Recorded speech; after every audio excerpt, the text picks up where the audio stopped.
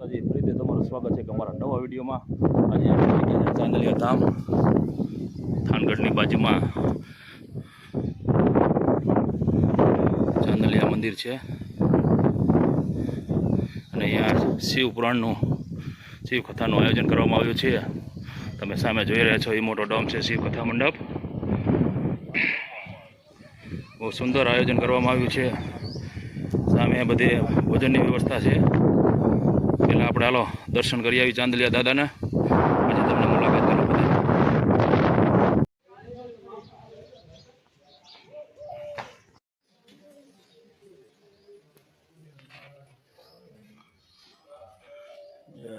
ચાંદલિયા દાદા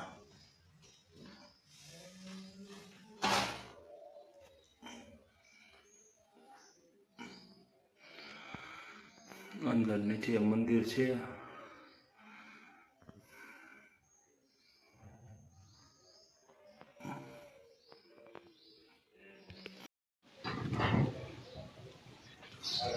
પણ મંદિર છે.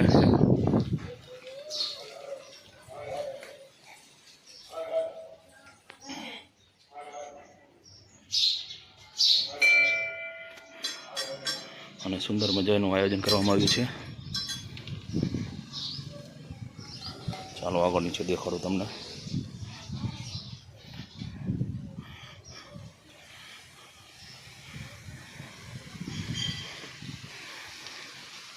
ચાંદલિયા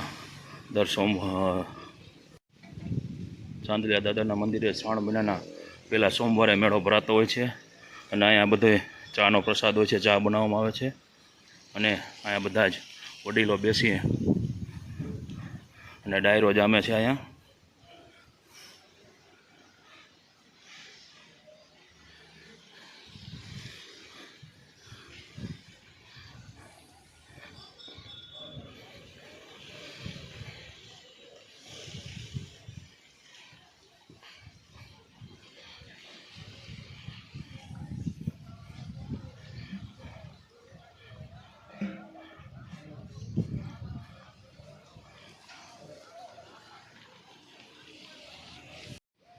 આ છે ચાંદલિયા દાદાનું મંદિર. કહેવાય છે કે અહીંયા ધાર છે અને ધાર ઉપર બધું નાનો એવો પહાડ, એટલે કે ધાર ઉપર બધું બનાવેલું છે. નીચે ખોપમાં અહીંયા ચાંદલિયા દાદાના વિરાજમાન છે વર્ષોથી. ચાલો અંદર જઈએ અને એના દર્શન કરીએ આપણે. ફુવારા પણ રાખવામાં આવ્યા છે પાણીના, જેથી માણસોને ગરમી ન થાય, અને કુલરની પણ સુંદર મજાની વ્યવસ્થા છે.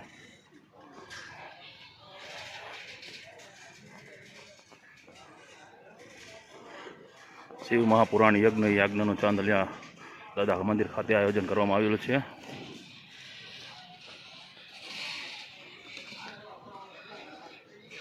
શિવ પુરાણના વક્તા છે નાનાલાલ રાજ્યગુરુ મોહાવાડા, જે શિવ કથાનું રસપાન કરાવશે.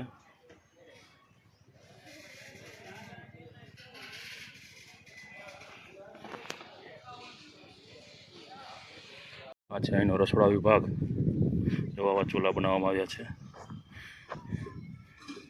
6, 7, 8, 9, 10, 11 અને 12 થી 14 એવા ચૂલા બનાવવામાં આવ્યા છે, જ્યાં બધા માણસોની રસોઈ બનશે. અને અહીંયા હજારો માણસોની રસોઈ બનાવવામાં આવશે, જે હજારો માણસો પ્રસાદ ગ્રહણ કરશે.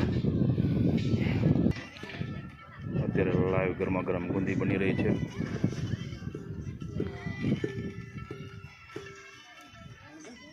આ બધી મશીનરી છે.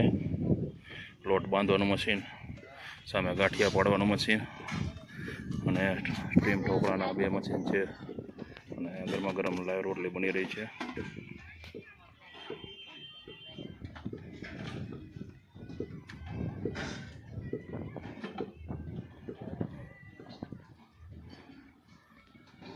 સામે અત્યારથી ગાંઠિયા સ્ટોક કરીને રાખ્યો છે.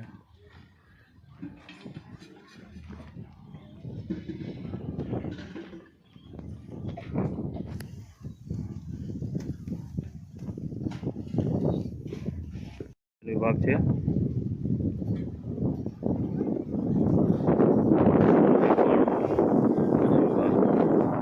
અલગ અલગ રાખવામાં આવ્યા છે એના માટે અને ભાઈઓ માટે. આજે થોડોક પવન વધારે છે. સુંદર મજાનું આયોજન કરવામાં આવ્યું છે, કોઈને અગવડ ના પડે એમાં રીતે